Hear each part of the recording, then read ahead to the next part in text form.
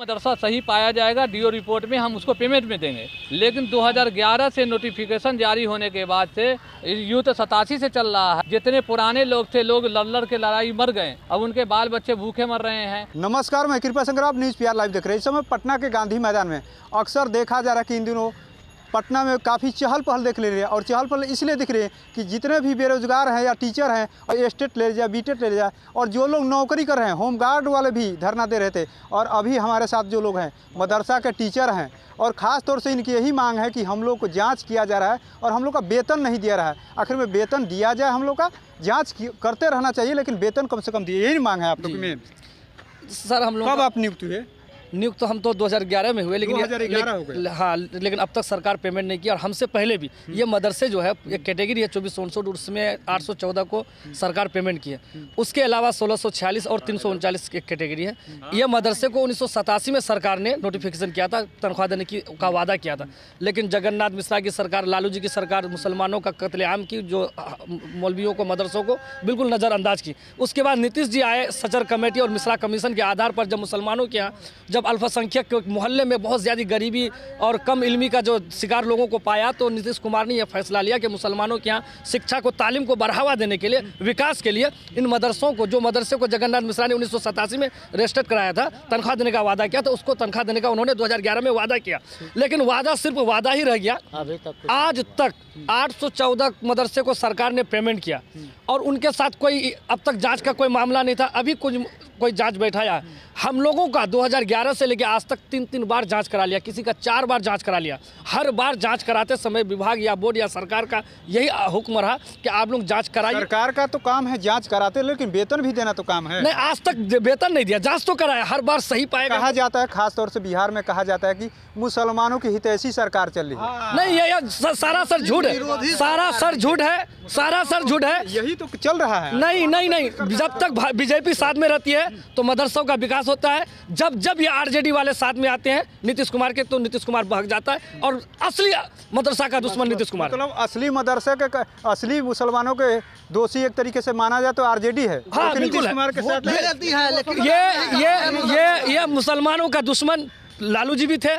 जो उन्होंने चरवाहा विद्यालय तो खोला था, लेकिन मुसलमानों के मदरसों को बंद करवाया था, मौलवियों पे लाठी डंडे चलवाया था, और उनका बेटा उसी के राह पे चला है। ये पैगाम हम लोग पूरे बिहार तक पहुंचाएंगे कि इन्होंने, ये लोग झूठी टोपी पहन करके, जाली टोपी पहन करके मुसलमानों को गुमराह कर रही है, मदरसे के मौलवियों को सता रही है, पटना में जो है एहतजाज करने पे मजबूर कर रही है। मतलब कहा ना, किसी न किसी तरीके से बीजेपी आप लोग की हितैषी है।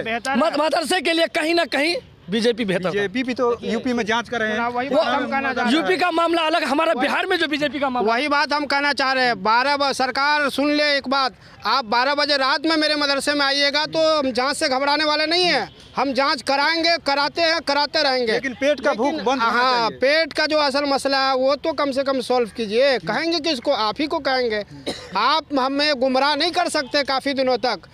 पूरे असाज़ा कराम टीचर इसको जान रहे हैं कि आपकी मंशा क्या है, और पूरे इसको समझ रहे हैं। अगर इस मंशा को सही तरह से आप भांप गए तो ठीक है, नहीं तो आने वाले इलेक्शन में कुल्ली तौर पर आपका बहिष्कार किया जाएगा, 11 साल किया जाएगा।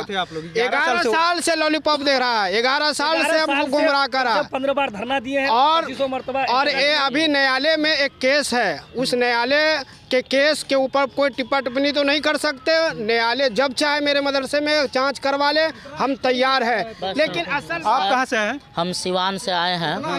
मेरा नाम है मोहम्मद फयाजुल कादरी। बोलिए ना, क्या समस्या आपकी? मैं समस्या यही है कि आज तक नीतीश कुमार सरकार, हम तो यही कहेंगे कि अच्छा चलाते थे, लेकिन अभी वादा कर कर के वादा तोड़ रहे हैं। 11 साल से इसलिए चला रहे हैं। 11 साल से हम लोग परेशान हैं।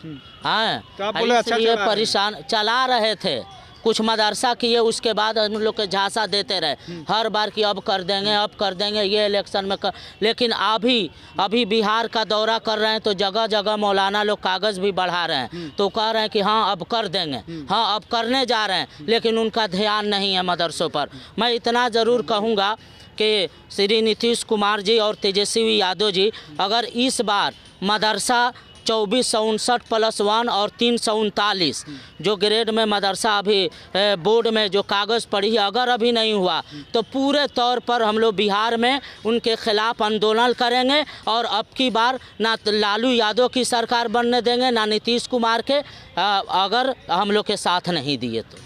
आप क्या बोले? देखिए, मैं घुमा फिरा के बात करना नहीं चाहता हूँ।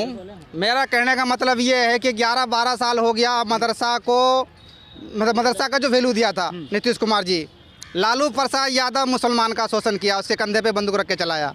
अब तो नीतीश कुमार है ना? अब तो नीतीश कुमार है। जो काम लालू प्रसाद यादव को करना चाहिए, मेरी बात सुनिए आप, जो काम लालू प्रसाद यादव को करना चाहिए, लालू परिवार को करना चाहिए, वो काम मुसलमानों के लिए किया नीतीश कुमार। और नीतीश कुमार जी को ये पता है कि पूरे बिहार में मदरसा का 3 बार चेकिंग हो चुका है। कितना बार? 3 बार चेकिंग हो चुका है। और 1 बार चेकिंग करने में, मदरसा का इंक्वायरी करने में कितना पैसा लगता है, नीतीश जी को पता है। आखिर में मदरसा मैं सीधा सवाल करना चाहता हूँ माननीय नीतीश कुमार जी से, बिहार सरकार से, कि उनको, मुख्यमंत्री जी को सब कुछ पता है कि बिहार के अंदर क्या हो रहा है। और मुख्यमंत्री जी को ये भी पता है कि मुसलमान मदरसा के अंदर कितना ईमानदारी से पढ़ाता है। 14-15 साल हो गया है, उनको पता है कि भुखमरी का शिकार है, कितना मर भी चुका है। उसमें जो भी बचा खुचा है वो आता है, टोपी वाले को डंडा मारता है, टोपी वाला फिर घर चला जाता है। मैं सीधा सवाल करता हूँ, घुमा फिरा की बात करने की ज़रूरत नहीं है। मदरसा ठीक ठाक चल रहा है, उम्मीद पे दुनिया कायम है। माननीय मुख्यमंत्री जी को ये भी पता है, वो आप पेमेंट करें, हम पेमेंट करें। सीधा फाइल सचिवालय से बोर्ड आता है, बोर्ड से सचिवालय जाता है। 13 साल से कागज़ हमारा जो फाइल है वो बिल्कुल ओके है पूरे बिहार का मदरसा का। वो कागज़ फाइल कभी बोर्ड जाता है, कभी बोर्ड से सचिवालय आता है। 2-4 साल हो गया तो बीच में कोई